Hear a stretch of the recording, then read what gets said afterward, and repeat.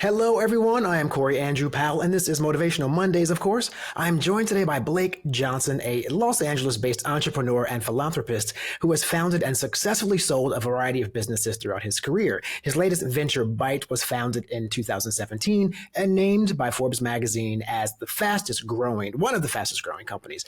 But it was the fastest growing company, going from zero to 1 billion in valuation that was bootstrapped and not funded by venture capital. So he just kind of did it all on his own. So Jake heads the Blake Johnson Alliance as well, that provides Los Angeles-based youth with a safe, healthy, supportive environment, all of which helps them, of course, to prepare to be more successful in school and in life. Blake, welcome to Motivational Mondays. Thank you very much. Good to meet you, Corey. Thank you. You too. I mean, did I get that bio right? Because you've done a lot of stuff, so I don't want to get it wrong. You did it well. Thank you.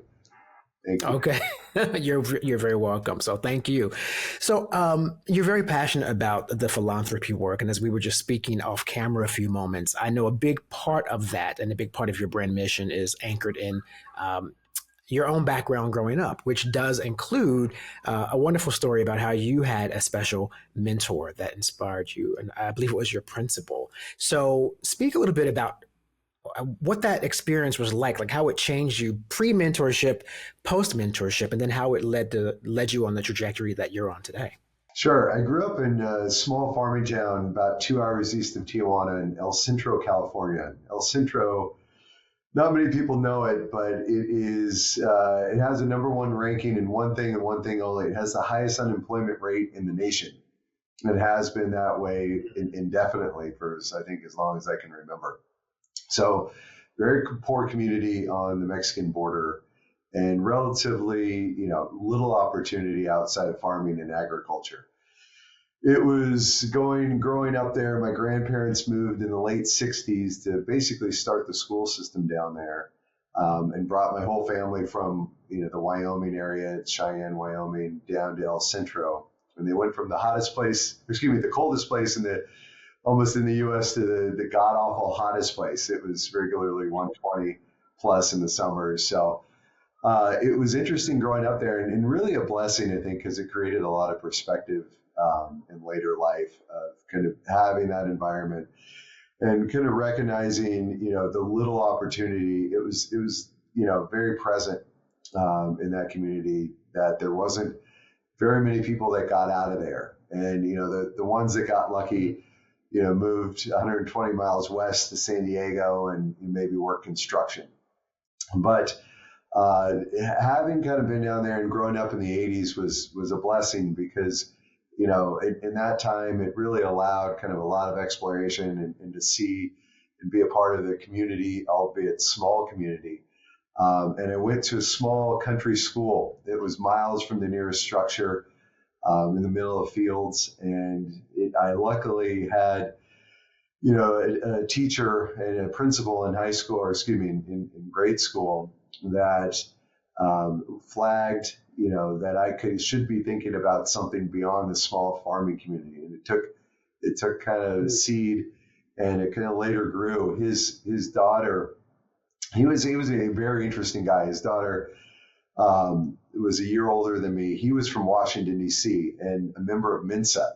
It was kind of the first time I got exposure to a really, really academically smart person. He kind of grew up in the wrong part of D.C. His teachers recognized that he was extremely smart growing up, and they just sent him to study on his own at the Library of Congress. And so he just immersed himself in books and reading, and in fact played a game with us, and brought in a dictionary, and he would pay us $1 for every word he didn't know in the dictionary. And I think, all year, he would do this once a week, but all year I think he paid out $1, the whole year. But luckily he flagged, and he had actually sent his daughter, Ollie, Brown, to a boarding school, very good prep school, in California. It was only 3 hours away by car, but we took the Greyhound bus. So that meant it was 7 hours with a lot of stops. And I took the bus up there, interviewed to the school. They miraculously let me in. To this day, I'm still thankful and surprised that I got in. But followed his daughter there, and had the opportunity, in high school to get exposure to a completely different world that kind of opened up my eyes to a number of different other possibilities and opportunities that, I was later kind of able to guide myself towards. Yeah. And that's such a loaded experience that you shared there because it speaks to how very often you mentioned in that particular area, it was unlikely for people to get out and be able to change the path of their lives because of lack of resources or even just lack of having people who could help guide them. And we see that everywhere, really. When there's a community that's depressed or lack of resources, it's sort of like a cycle that you Mm-hmm. never get out of. And so that definitely makes sense why that would fuel you to then go back and make that a part of your life. So that gets us to your college years. How was that for you, sort of transitioning from this small, community, and now you're in an academic environment that there's, I guess, I would imagine a lot more diversity, a lot more new experiences, visually stimulation as well. What was that like for you? Well, it was interesting. I actually had just set my sights, ironically, on going to the Naval Academy in Annapolis. I had somebody older who was assigned my big brother when I was a freshman at this boarding school. I really looked up to him and admired him and was focused on following his footsteps. He ended up going to Annapolis and later became a Navy SEAL and had this kind of illustrious story and career that really sounded appealing to me. And I had my sights solely focused on that. And despite having the grades and all the recommendation letters and, the resume, for whatever reason, I didn't get in. And I kind of look back at that and say that was a pretty pivotal break in my life in a lucky way. One of those things that at the moment I was crushed. I had plans to go play tennis there. I thought I was going to get in, but in retrospect, it was somebody looking out for me on that one, which I have a lot of faith. That's happened too many times to explain through my life. Like a weird pivot will inadvertently steer you in a better direction that you can't recognize at the time. So I had all my chips there, didn't get in, was devastated. But the only other tennis coach I was really speaking with at the time was a gentleman by the name of Bill Wright. And for context, in my small little farming town of El Centro, California, all we had cattle, school, and we had an asphalt tennis court. So this little neighborhood churned out this uncanny high number of Division I tennis players. And so I had aspirations to go, play tennis. It was decent at it. It wasn't, you affiliate tennis with, an affluent sport. It's quite the opposite. I was too slow to play soccer down there. And so by nature, it was the only other thing we really had available. So I ended up going to the University of Arizona out of there. And most of my class were going off to small liberal arts schools or Ivy Leagues.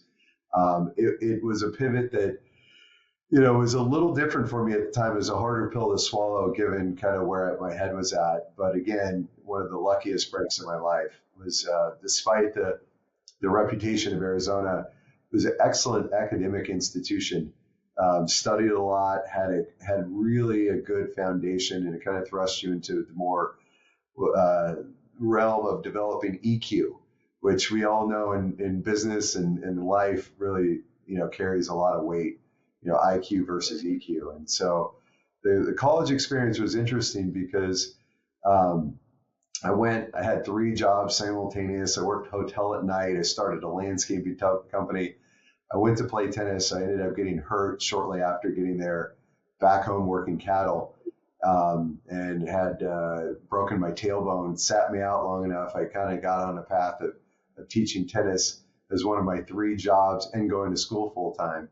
But that whole 4 years of going there was interesting, and it kind of thrust me into a different environment where when I look back, was able to kind of hone in a lot of the skill set that played well in later life and specifically in business that I wouldn't have gotten at Annapolis, and I wouldn't have gotten at a smaller liberal arts school had I kind of followed the peer group of my kind of high school crew.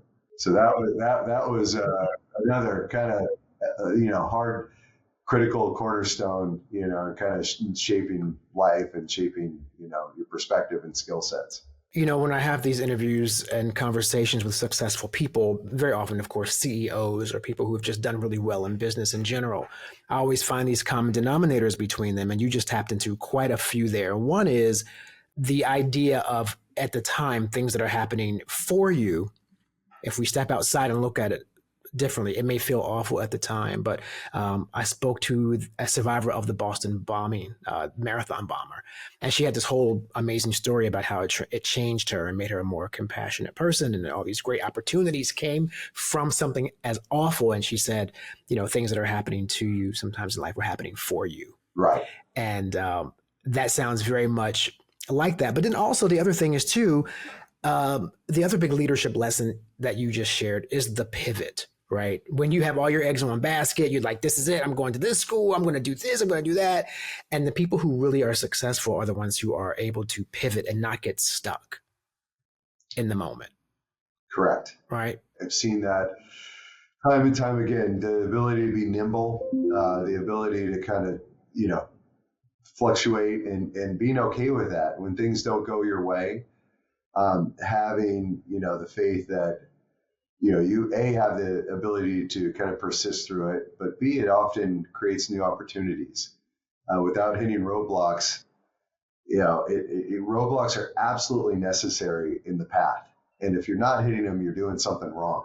You're not on the right path. The right path often is one that you're not anticipating. When we start businesses, and I'm now launched my sixth business, started from scratch, conceptualized, funded, last five and exited all five. Just launched number six on August 28th last week, excuse me. But I always say, whatever you think the right path is, you're absolutely wrong. When you start something, that whatever your plan is on going forward, it's, the only guaranteed thing is that is not going to happen. You need to understand and welcome the pivots and the roadblocks and really embrace that as they, often create new opportunities and lead you in a direction that will ultimately put you in the right place long term. I always also often say there's a lot of paths up the mountain. Everybody has their own path, but you just got to keep focused on going to the top. And what's right for you is not right for me, and vice versa. And everybody kind of will proceed, through life in a different path, but just keeping your eye on the true north and getting, to whatever goal it is kind of the most important. And recognizing that, there's no one way up it. There's a lot. And when you give yourself the flexibility of seeing multiple paths, you can often choose a better one as you start walking up the road. Yeah. I think that's a great bit of advice too, because so many young people in the college age or young college age, I mean, we have kind of older non-traditional students too, but usually the younger ones are the ones who are following sort of like this path that a parent has laid out for them, Mm-hmm. or they are going to the same school their friends are all going to go to after high school, and I'm like, well, then you're just like in the 13th grade if you do that. Like you're not really expanding like you did and meeting all these new people because you got out of the town. So yeah, it's really easy, because it's comfortable, I guess, for us just kind of to stay with what we know. But yeah, I think to your point, the best learning happens when we are uncomfortable, forced to be nimble, as you said, and land on our feet in adverse situations. That's pretty much what's worked for me. Yeah, Although I didn't know at the time. As you talked about common denominators, that is one that, they say always get out of your comfort zone, but it's not about solely getting out of your comfort zone. It's being okay with the unknown. It's okay, risking something and being very good at failure and loving failure. It's a weird thing, but I still struggle with it. But I preach it to my kids, like, you got to be really, really good at failing and completely have this just peace and sense of comfort when you try something and it doesn't work, but it's all about the effort and trying repeatedly. And, I always talk a lot about playing the curve, and to your point where, the 13th grade, oftentimes, I mean, the world is so dynamic, it's shifting. So, it takes so long for you to get from one place to the next in terms of growth and goals that if on the clock, 12, 3, 9, 6, I'm doing this opposite for you. But, if you're running at 12 o'clock and everybody else is running at 12 o'clock, the world's going to shift. So that by the time you get, to that place, the world has already kind of shifted. So I talk about playing the curve and thinking about not where the world is today, but where the world's going to be at in a year from now, 2 years from now, 3 years from now, and then running out at the 3 o'clock position. And by the time you get to 3 o'clock, it's shifted into like that true north, that true, 12 o'clock position. Hope that makes sense. But Oh yeah. No, it does. And there's so many examples like right now that we can look at. One that as you were speaking about that, one thing I thought of was this sort of like coexistence between generations. So you have like this sort of like always there's a strange rub of like the Gen Z generation and like the, Gen X generation, right? And the older Gen X people and boomers who are still working are sort of like, resistant in many ways and many times to the Gen Z generation. That is just very different thing that quite honestly is one of the most, I think, sort of like unique and impressive generations that we've seen in our history because they grew up completely with this digital age. Right. So I tell a lot of people like, the older X generation, I'm like, you kind of need to learn how to communicate with those guys and they need to understand how to bring you forward and somehow, because you're kind of both being left behind, right? Because there's knowledge that they're gaining from older Gen Xers as well that they're not getting if they shut them out. So yeah, I mean, in many aspects, you're right. The world sort of will be misaligned if we're not all figuring out how to kind of move forward together. And you see that, sort of right? I mean, you go back to, the generation when kind of America came into power post, Industrial Revolution and went through World War I and then World War II. And I always think about the generation of World War II, those people were hardened as a generation. I mean, they were gritty. They faced a lot of adversity and they faced a lot of turmoil and difficult times. And then, the next generation of the baby boomers came in and, the late 1960s and the 70s of the hippie era. And I always imagine what that prior generation thought about the next generation. But then those people came into, they matured and they created amazing companies and some of the best companies that existed in the history of the world. And now you get the next generation kind of they're like, oh, that next generation's not as good as we were. I think human beings, specifically Americans, are always looking down at the next generation, but give it time, that next generation, the world shifts and they create great things. And so I'm really fascinated on the differences between the generations, but when you boil it down, and it's really, perspective, right? It's the perspective that creates, gratitude. If you've only known nice things your whole life, and, you certainly see that in Los Angeles, a lot of people that have just had kind of lived a very sheltered life in this, certain income levels and certain perspective, I found like they're not that happy. But you have people that have kind of covered the spectrum, started in a place and really experienced one side versus the next. And I think that really creates a lot of, more kind of balanced people that they always have the recollection of, it could be different for me, and I fear sometimes, in this day and age, people are kind of losing perspective, or their perspectives are shifting, or they're getting manipulated because they're watching something fake on Instagram and saying, hey, I think I need to live this life that doesn't really fundamentally hold a lot of the characteristics that, create balanced human beings.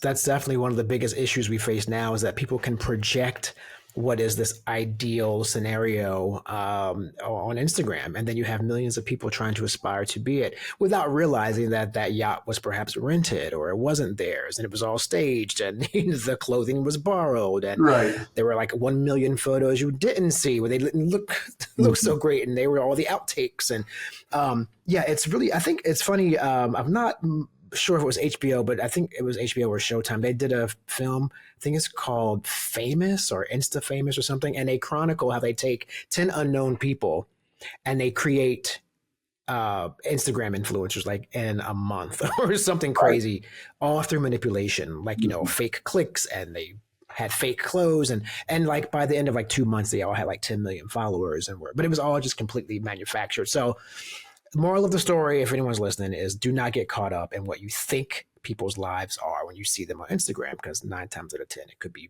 BS. Correct. So there's that, Correct. But with your journey, though, after college, of course, you founded Byte. So what is Byte exactly? And my goodness, $1 billion? Is that a B, yes. right? Not an M. It was interesting. So talk about that. Yeah, what's going on? So it was interesting. For context, Byte was the fifth company I started. And I had a few others. And while, it is true and accurate that it was the fastest growing company to reach $1 billion valuation, we ended up selling the company for over $1 billion in cash. And that journey was 3.5 years. I always say it was a 15-year-old startup, because the learnings that I learned in the previous four, the first one was not glamorous. It nearly went bankrupt in 2008, 2009 during the financial crisis. I didn't take a day off of work for 3.5 years, not a Saturday or Sunday. I was just digging myself out, trying to keep my nose above water and not, go bankrupt. And squeaked it out. Got it kind of back healthy a number of years later, but really got religion on metrics and what constitutes healthy businesses and unhealthy businesses. And they can speak for hours on that, but each subsequent business got a little bit better, got a little bit stronger, and was able to leverage the last one into the next one, and so forth and so on. And so by the time, Byte came around, people, I was traditionally a finance guy. What did I know about orthodontics? Absolutely nothing. My peer group thought I was crazy. They were all thinking I was going to fail. But what I didn't share with anybody is the DNA with Byte, with a direct-to-consumer invisible aligner company. So if you're familiar with Invisalign or orthodontics, yeah, I've had them. Sold, got great teeth. Byte sold the aligners, which subsequently moved your teeth into place and gave people smiles that they wanted. But what was wait, so let me just stop you right there and make sure I'm sorry to interrupt. I just want to make sure I understand it, because I did have Invisalign. So you mean, so your product was not like the actual system itself. Byte was like the tray, the tray component of these systems. So it could have been Invisalign, Smile Director. Sure. I was having dinner with a buddy of mine who is a professor of orthodontics at the local University of Southern California, USC. And he was going through a tough time in his life. And he said, not only going through this tough time, but I'll probably be out of business in 8 to 10 years from now. I said, what do you mean? You're an orthodontist. There's always going to be teeth to straighten. He said the advancements in technology were getting so great that software was able to better predict movements of teeth than a traditional orthodontist could. And subsequent to that, he said, these Invisalign, which was started in 1997, these pieces of plastic you put in your mouth, and as you know, kind of these sequential trays that each tray moves your teeth just a little bit, and you put the next one in, and the next one, and the next one. Is really fascinating. They're doing and moving teeth faster and better than wires and brackets in the vast majority of cases. And specifically in the mild to moderate cases, which in his world were 80% of the cases that he saw as a big orthodontist and as a professor. And then at the end of sake, end of sushi, we had a little sake. He said, and by the way, the Invisalign patent is coming off in about 18 months. And I said, what does that mean? He goes, well, in the majority of cases, dentists can treat patients remotely. And I said, okay, so if they can treat remotely in any part of the US, And then I started to ask financial questions. Well, how much does it really cost to, produce as a manufacturer these trays? It's very little. And it just, the light bulb went on in that moment. I'm like, okay, I'm really good at marketing to the masses. I'll figure out all the disciplines in orthodontics. I'll recruit everybody I need to do this. And I can bring this product to the masses for a fraction of the cost. And for context, this was a really, really important thing for me because I would have given up anything as a youth to have braces.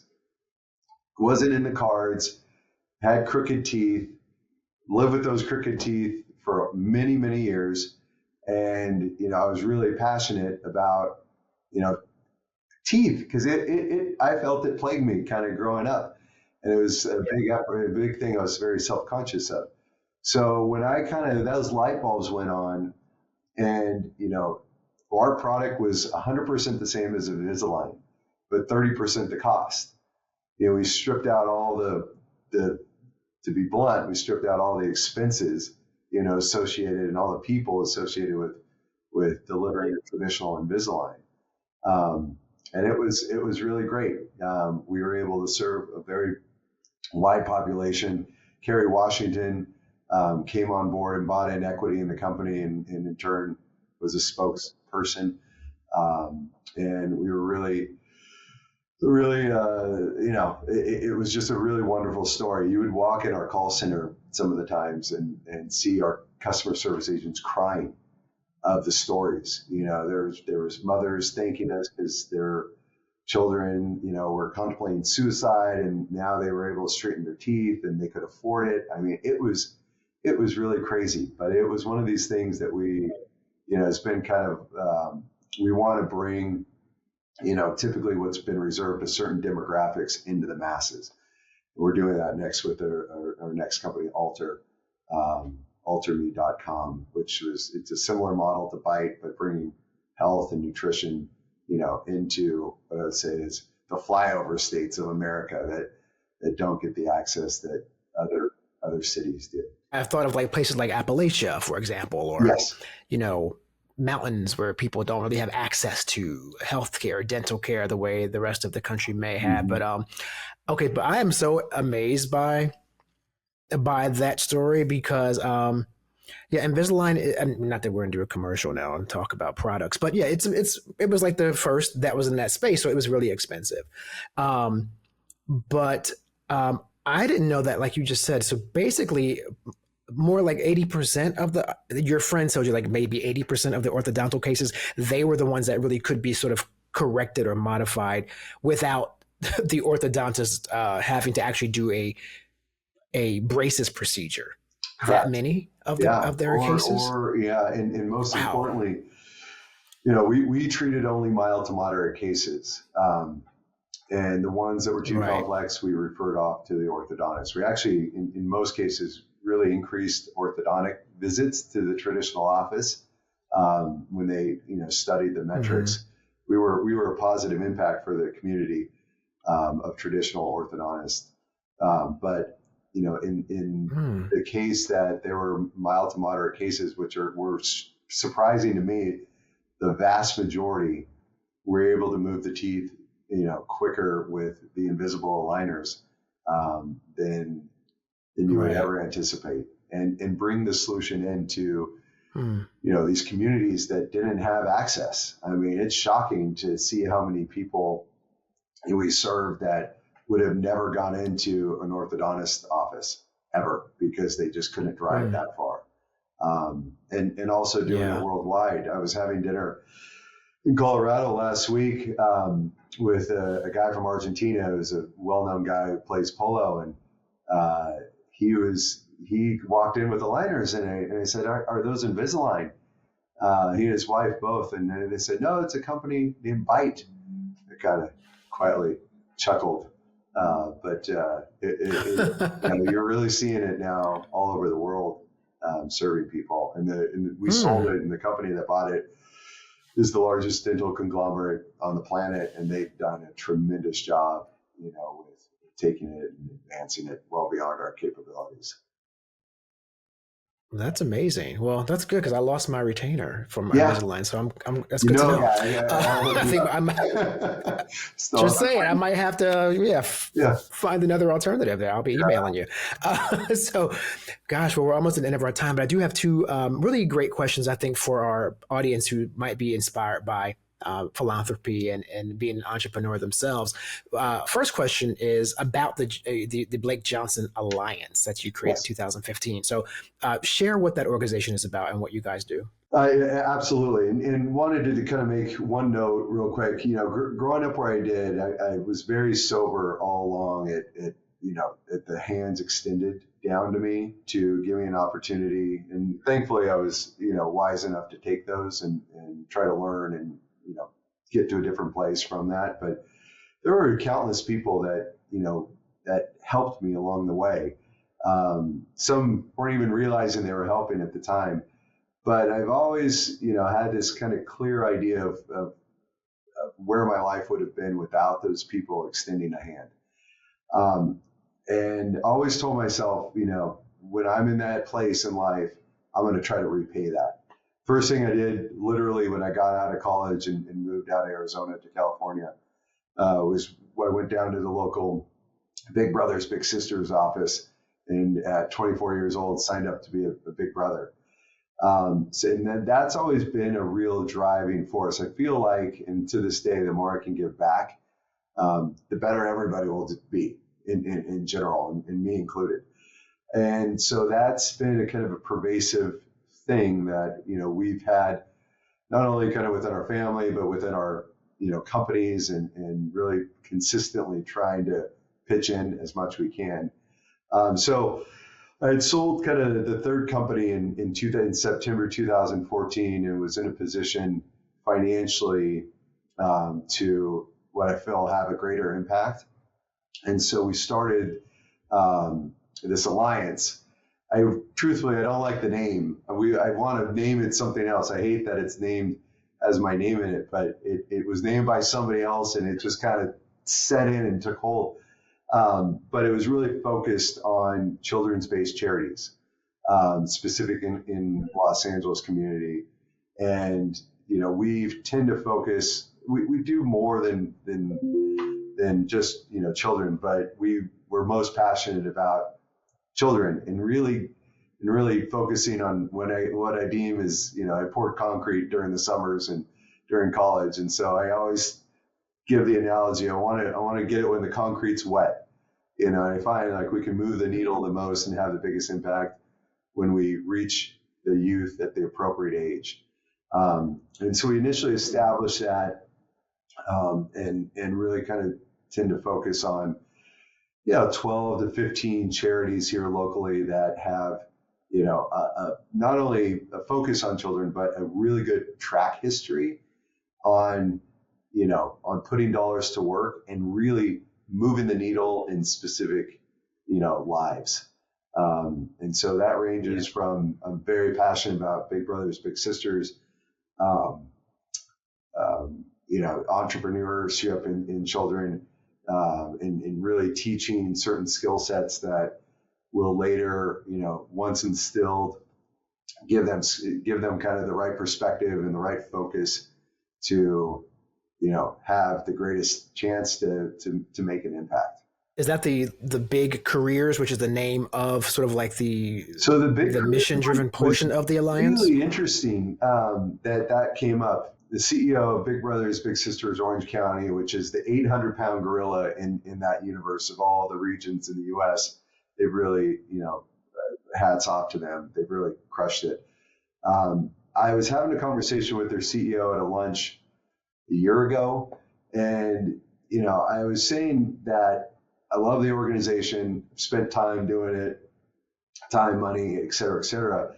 And I saw this weird kind of gap where they bring in all these kids, and to be blunt, to various degrees of success, right, and getting the kids through.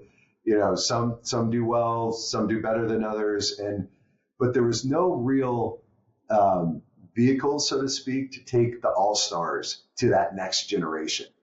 Because you'll see some you'll see some just winners come through. I mean, these kids are so smart and so passionate, and they can articulate and they can think, and they clearly, I mean, are built differently genetically. But there was not a point that identified the ones that really had the greatest potential, in taking those kids and then really getting them in a metaphorical vehicle, so to speak, to really take them to the next level.